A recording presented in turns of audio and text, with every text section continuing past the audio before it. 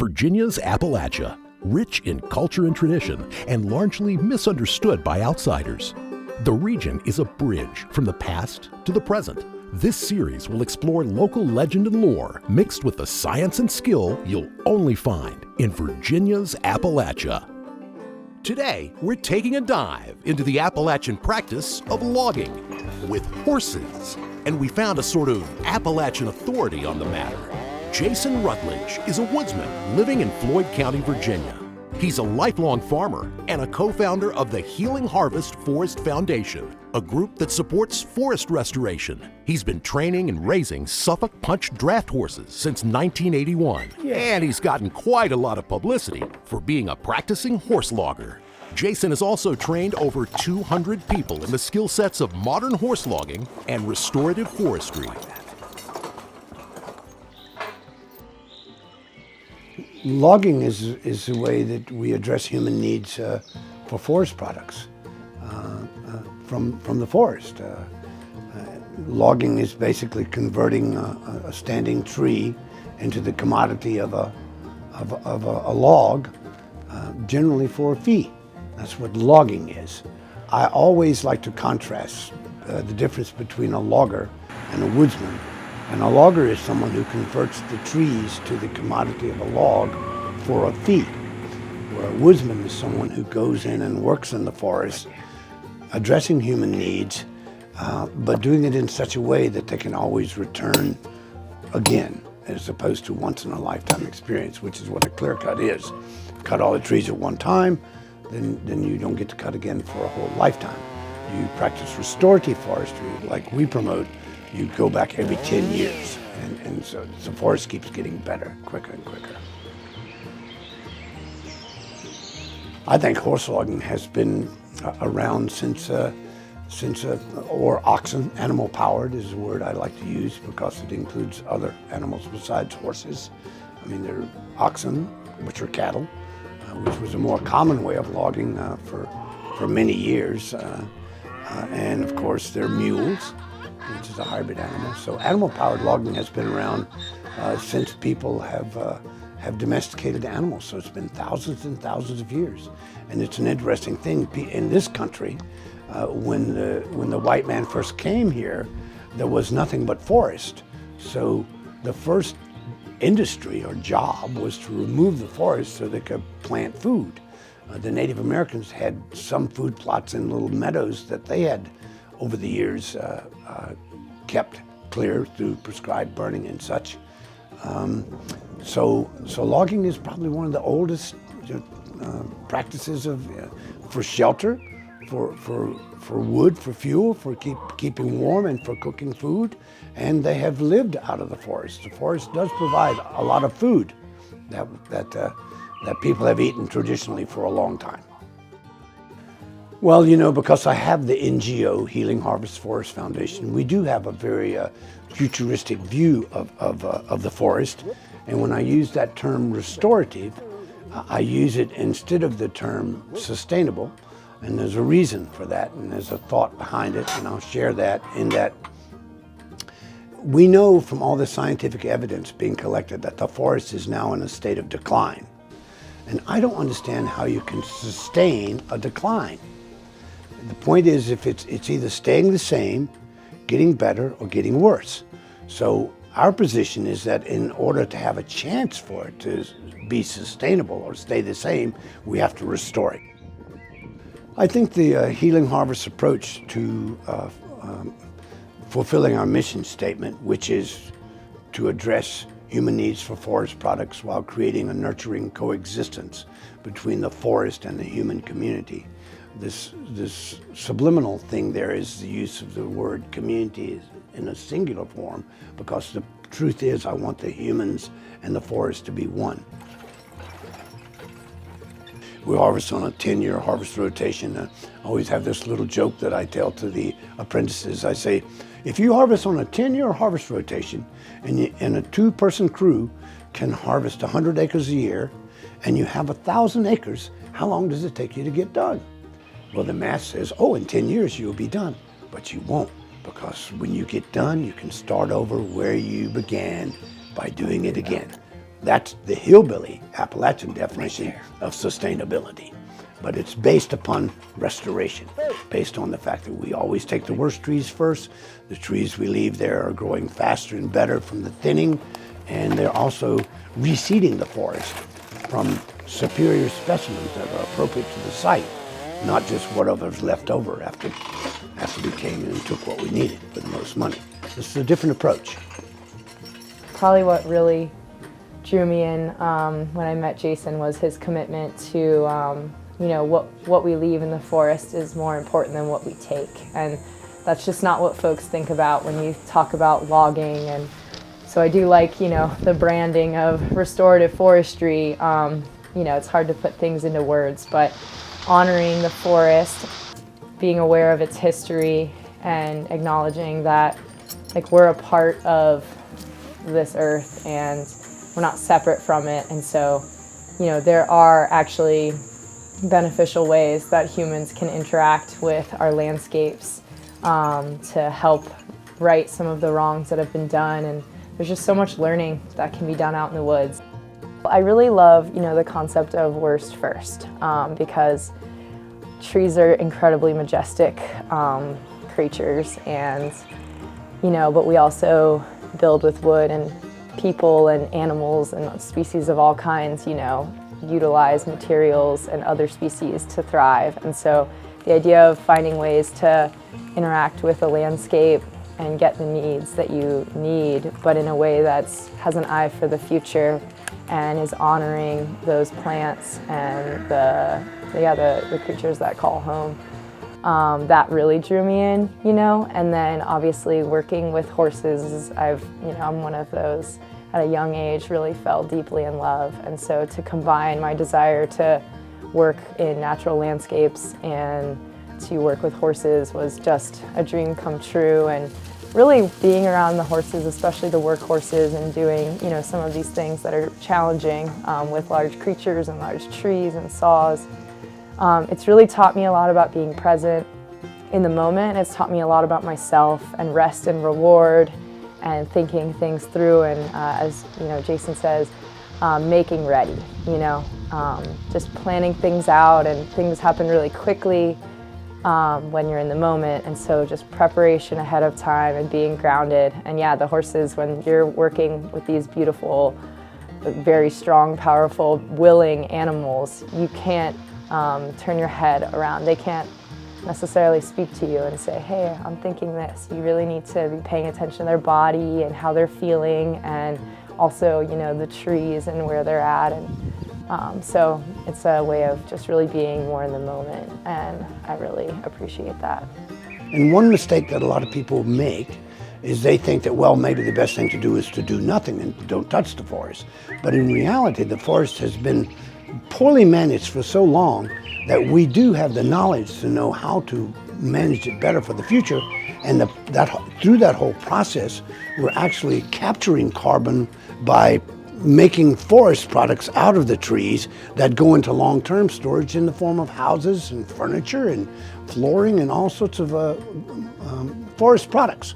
So harvesting timber is not necessarily a bad environmental thing if it's done the proper way. And that's what our way of restorative forestry is about. And the key point, I think, to this, my involvement in this project, is that this is happening in Appalachia.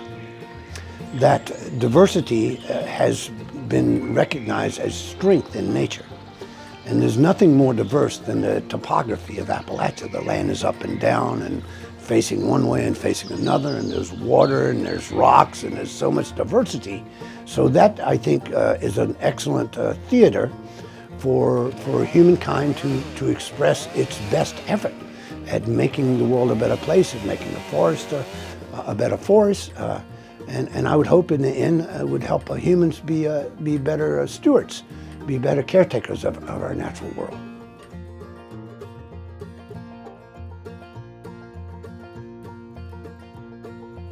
Folks didn't have chainsaws and they didn't have big machinery or fossil fuels, so the work was done with a crosscut saw and an axe, and generally a team of oxen or whatever horses they could get to work. And for a long time in Appalachia, there was no logging. There was tan bark industry, where that they would kill a lot of trees just by stripping the bark off of them, because they could haul bark to the mill with just a wagon and a team of horses, and they didn't have to handle those big, huge logs. So when it did get to where they had crosscut saws and axes, and they were actually harvesting timber, historically, this is after the Civil War, when they started harvesting most of the timber in the Appalachian region, they high graded. They took the best trees and left the rest, because the work was so hard and it took so long and it was so low production that they didn't bother with anything but the very best. And I think that's what restoration is for us, by leaving the best specimens and taking the worst first. The forest does improve very, very quickly, and that's what my life is about, and that's what my presence here in Appalachia is about too. That allows me to access the timber, because the people that own the land now are different than they were 100 years ago. 100 years ago, people were doing whatever they could to survive. We now have challenges for the future that they didn't have then. In particular, those are alien invasive botanical species. We have plants that have been introduced to the ecosystem here now that are displacing the opportunity for the forest to regenerate itself. So we have to be careful about introducing those things. One thing to understand is that all of those invasive botanicals are disturbance dependent. You have to create a disturbance on the ground for them to get a start. And since horse logging or animal-powered forestry is light disturbance from the beginning, I submit that that's a great place to start. So that's why we think the least disturbance and the least amount of tree removal, the better chance the forest has to restore itself. Well, my favorite part about being a woodsman is the horses. You know, giving the horses a reason to be here, continuing to refine the development of the horses. I happen to use a very rare breed of horse called Suffolk Punch that were nearly extinct because they had never been developed for anything but farming. So they never made the big show circles. They were never used to pull beer wagons like the Clydesdales. So they didn't have the other support. So they've had to prove themselves by being useful in addressing human needs, and so I use them for farming and for forestry. They're very loyal, very hard-working. Horses are honest. Once you understand a horse and know how a horse is, they're generally going to be the same way all the time. But I've always seen the horses as sort of humbling, because they're limiting my ability. I can't run over things. I can't pull 7 trees at a time. So it's sort of humbling in that sense, but it's also harmonizing, because it harmonizes my presence with the natural world, because I can move slow enough about it that I get a chance to appreciate a lot of the life around me that isn't available to a rapid, fossil-fired sort of approach to things. It's not an occupation of last resort. This is not something that people do because they can't do anything else, like often is thought about conventional loggers, But so this is something that you choose to do. It's very skilled. It's very dangerous. It's very complex. It requires anticipation of what's going to happen in an often very violent setting of trees falling and big animals hooked to logs. It really does require abstract comprehension too.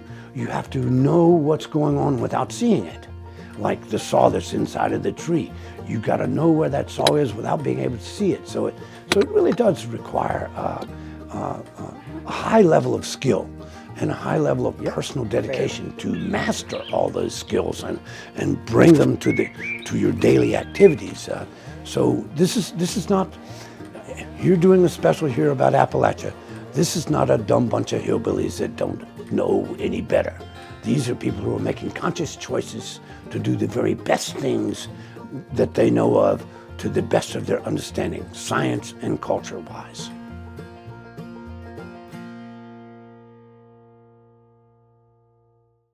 Next, we head to Speyside Bourbon Stave Mill in Millboro, Virginia, and their cooperage in Atkins, Virginia, to see their modern-day logging and production in action. Speyside Cooperage has specialized in providing barrels for spirit making since 1947. With that longevity comes a wealth of experience and industry knowledge, like using Appalachian white oaks to make their bourbon barrels. Speyside Bourbon Cooperage is a part of the TFF Group, which is a company that is based out of France, started back in 1906 as cooperage operations, spirit operations in different countries around the world. So we're fortunate to be a part of that. So we operate 2 cooperages here in the U.S., new barrel cooperages that is, under the name of Speyside Bourbon Cooperage, and 8 stave mills under the name of Speyside Bourbon Stave Mill. We have at this location, we're in Millboro, Virginia today, which is one of 8 mills that Speyside has. Those are scattered around Virginia, Kentucky, Ohio, Tennessee, and Pennsylvania. So all of them purchasing logs throughout the Appalachian region. We have 2 cooperages, the one I mentioned in Jackson, Ohio, and also one in Atkins, Virginia, where we're making our final product. So you ask why we're based in Millboro, and another reason for that is the proximity to the Appalachian Mountains, and the white oak that grows in the Appalachian Mountains is well desired in the barrel making process. The growing seasons allow the white oak to have denser growth rings, which is important in barrel making. And the well-drained slopes that occur through Appalachians where white oak likes to grow obviously makes for a good distribution of white oak within the range that we operate. So as part of being based in the Appalachians, we are purchasing logs throughout the majority of the 344 county region that white oak grows in. More than 50% of our logs do come from that region. As part of that, we are AHMI certified and legal, stating that the majority of our logs come through that region and that those logs are being harvested sustainably based on state and government guidelines for such. Bourbon by law has to be made in a new charred white oak barrel. So white oak is the only species from characteristic and from the law standpoint that can be used to make bourbon. So our procurement starts in the field. We have a network of log buyers. We're procuring logs in 16 different states, buying a mixture of logs, standing timber, and our buyers are looking for 100% white oak or Quercus alba, and those logs are bought in log form or standing timber, which are all brought to this facility to be processed.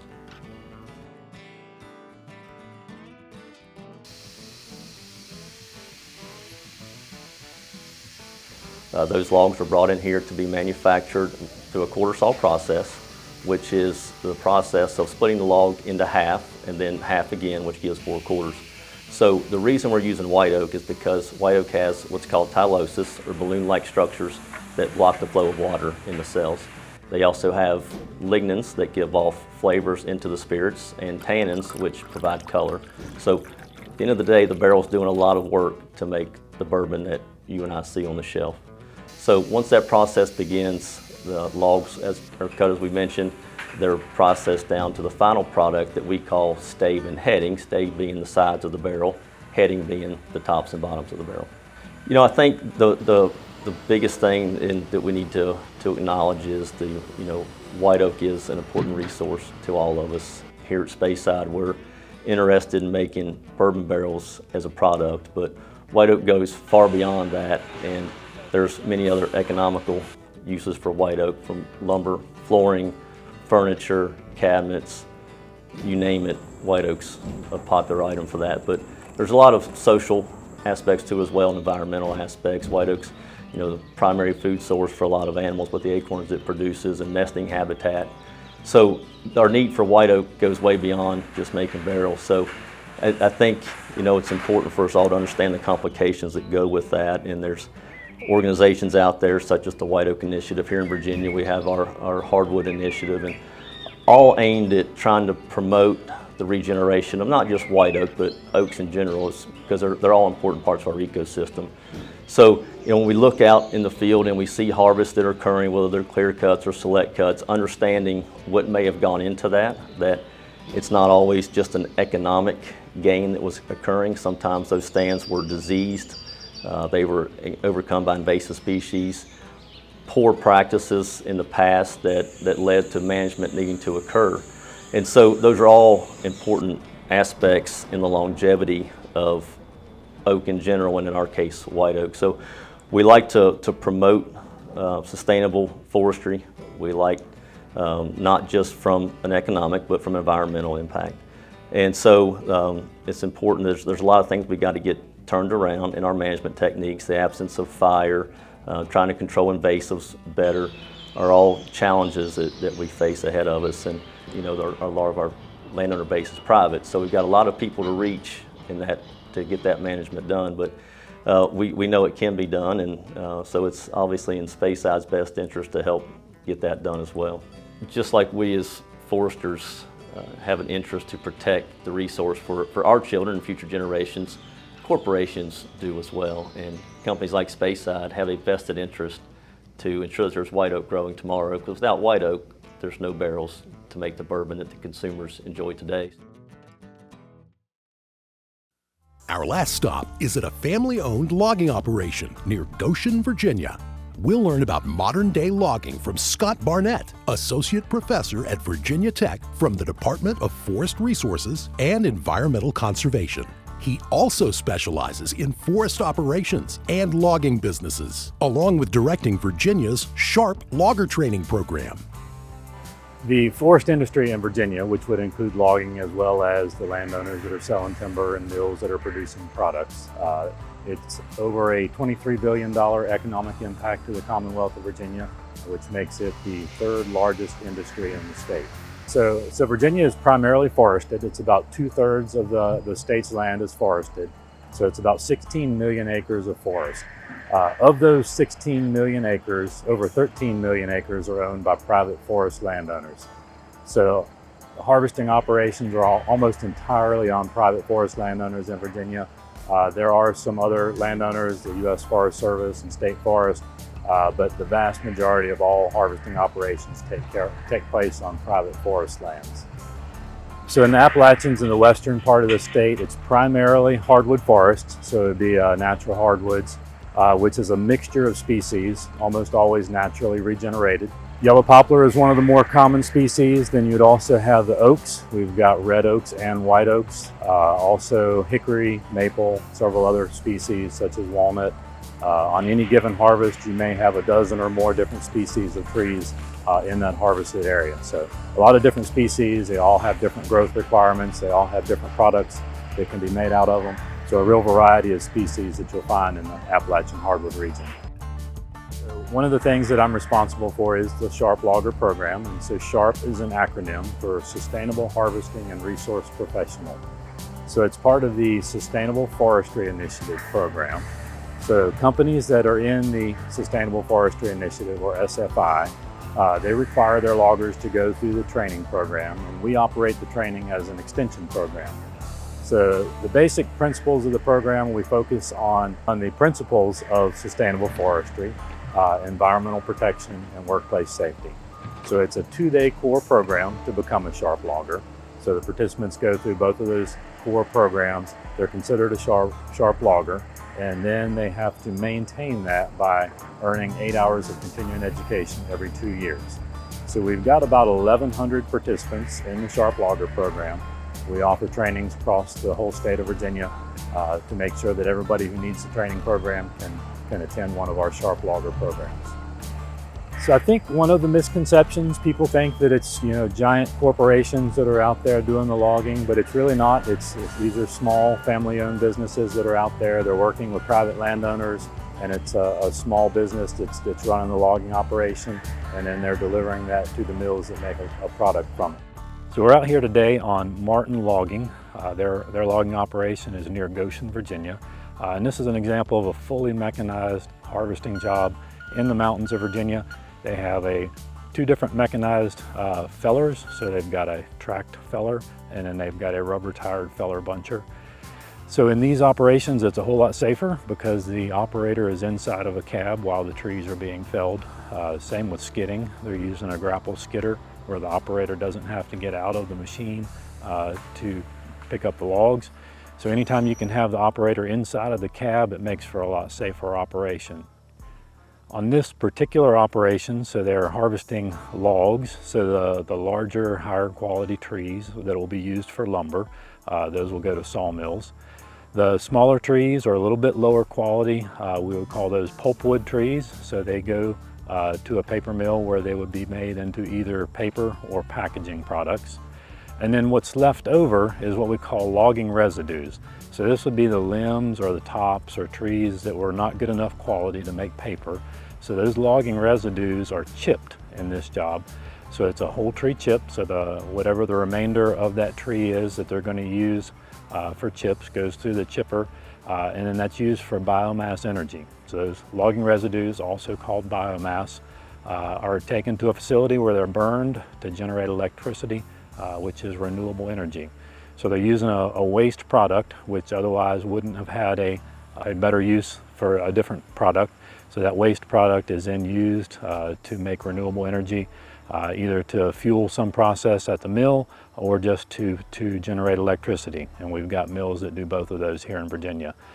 So it's kind of unique. Not a lot of loggers in the mountain area have a chipper, but this particular job is a good example of where they're producing logs, pulpwood, and then biomass for energy. So on this logging operation today, there were 4 people that were working in the woods, and that's pretty typical of what we see with logging operations in Virginia.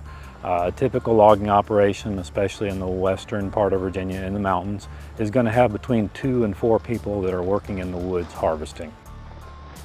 So another common misconception when people think of logging jobs and logging operations, if you look at a harvest area, whether it was a clear cut or a select cut, they look at that harvest and think that there will never be trees there again. But in reality, that's a common misconception. It's just not true. When you harvest trees, what it does is it lets in more sunlight, and so more sunlight allows for the trees to regenerate, so seeds sprout. We get sprouts from stumps, and so the next forest starts as a result of moving those trees from the previous harvest. So unless you do something to clear the land, to convert it to something else, whether that's to parking lots or houses, if you don't do anything to convert it to something else, then that land will become forest again. And so by harvesting and removing the trees from there, producing products from them, you've created the next forest and given it a start to regenerate and become the next forest. So the U.S. Forest Service tracks harvests and removals, and when we look at the Virginia data, across Virginia we are growing over twice as many trees as we are harvesting. So it is a very sustainable operation, and we will continue to have trees in the future as long as we continue to have forest land that is growing trees.